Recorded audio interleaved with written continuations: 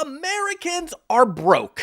Can you believe after having one of the biggest windfalls in history during the pandemic, the disease that defined our lives in 2020? Department of Treasury and the IRS are working hard to get relief payments out the door as fast as possible. We are now broke again.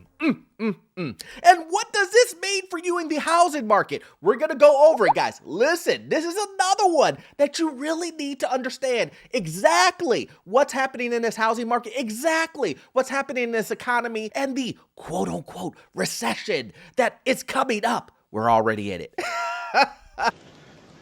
What?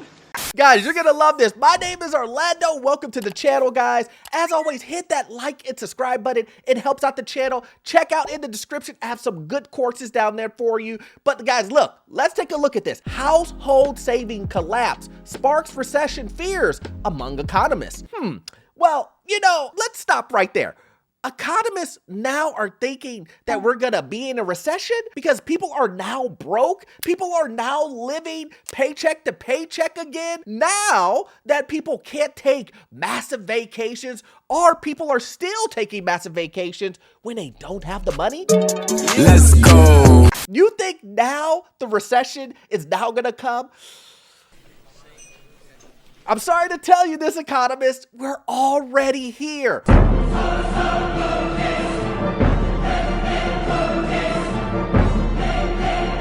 While Americans have built up savings at an unprecedented rate following the pandemic, households are struggling to put money away this year. Why is that? I just don't understand. We got all of this money and now all of the money has been spent? I beg your pardon?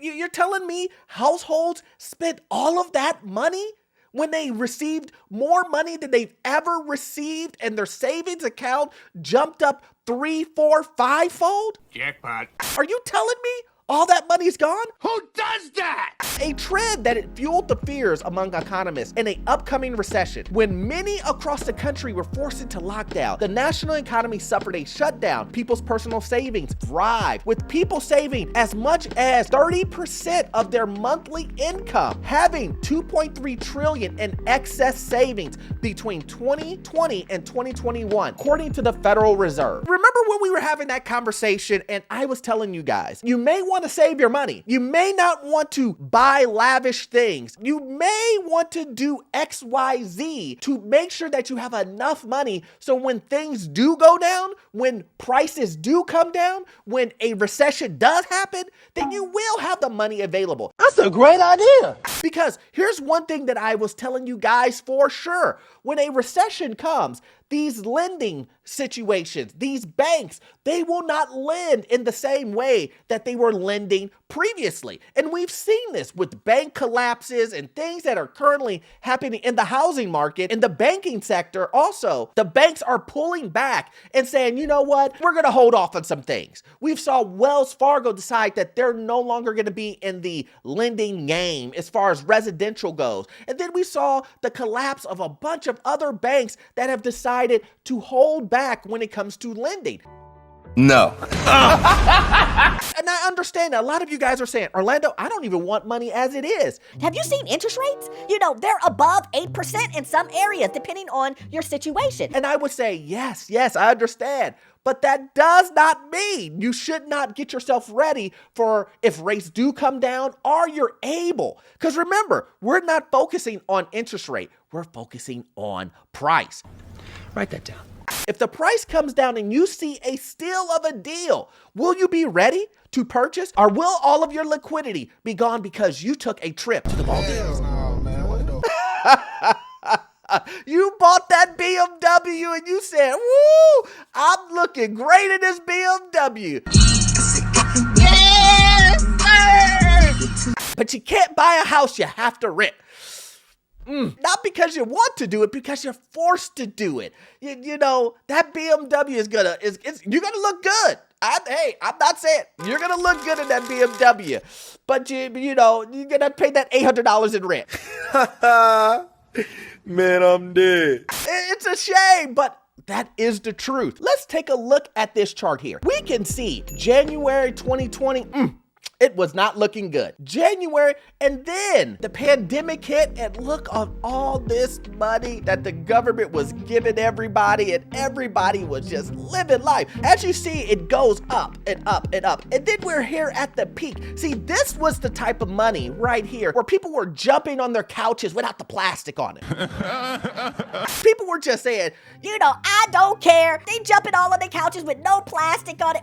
I'll buy another one. Don't worry. Who needs this couch? now those same people are looking at YouTube videos on how to flip a couch to get a car. Somebody's gonna send me an email saying, hey, Orlando, I don't appreciate what you said in that video. You have to understand that things are different out here. And yeah, I did spend all of my money on that BMW, but you know what? You shouldn't be calling me out in this video. But I still want that house.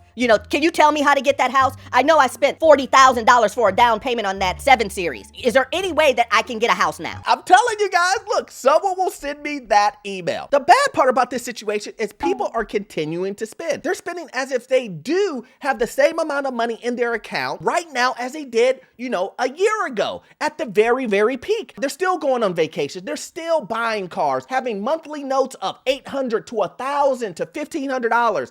And they're still doing things as if they can actually afford it. And these same individuals are looking for homes. Now, will they be able to get a home?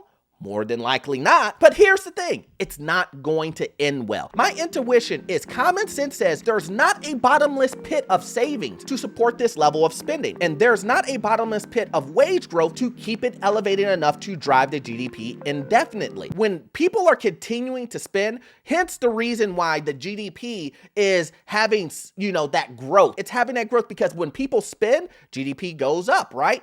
That's the way it works. But where is this spending coming from? Well, it's coming from people's savings. And what happens when the spending stops and there is no more savings in people's accounts? They have no more money to buy, to go on vacation, to buy the crazy cars, to do all of those things.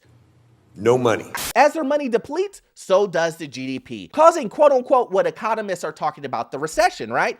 But here's the thing, guys. What we're talking about, in simple terms, it's lifestyle creep. Huh?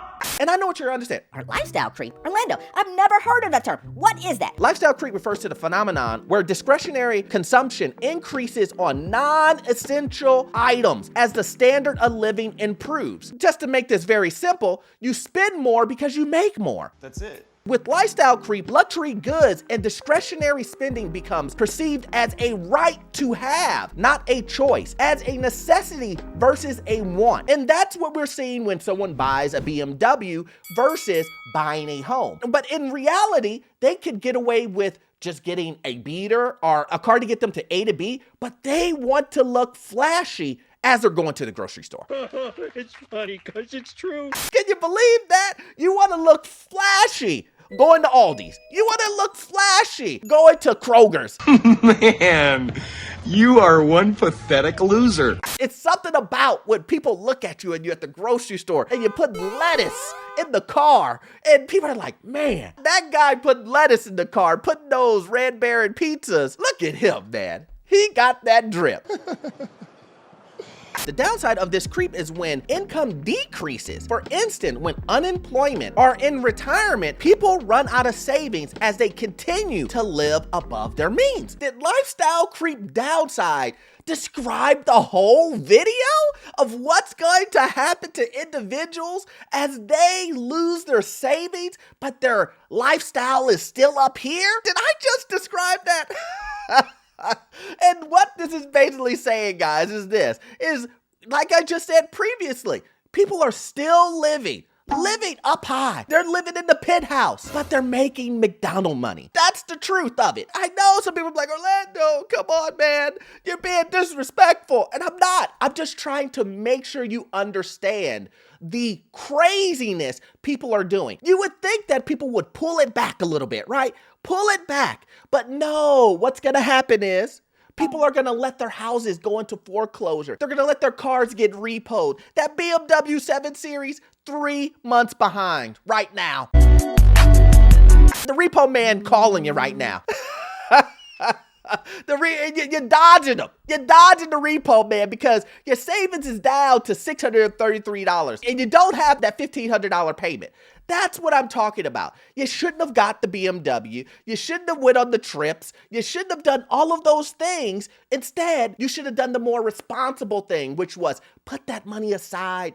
And that home that you've been emailing me and telling me that you want, you should have been putting and saving for that. Getting ready for the downturn, getting ready for sitting on the sidelines with a purpose so that you can do all the things that you said you wanted to do. You wanted that house, right? You wanted to get a great deal on it. And now it's in front of you and you can't afford it because you let lifestyle creep control you and you were living above your means. But as always, guys, listen, I'm just a messenger. You don't have to listen to me. I'm just a guy on YouTube. But as always, guys, I hope you got value out of this video and hope that you were entertained in the process, guys. I need you to watch this next video here. Yeah, this video here. I need you to watch it, okay? It will give you information on the housing market, financial news, get into your first rental property. And listen, the information that is in that video, it will be gold. See you on the next one. Thanks.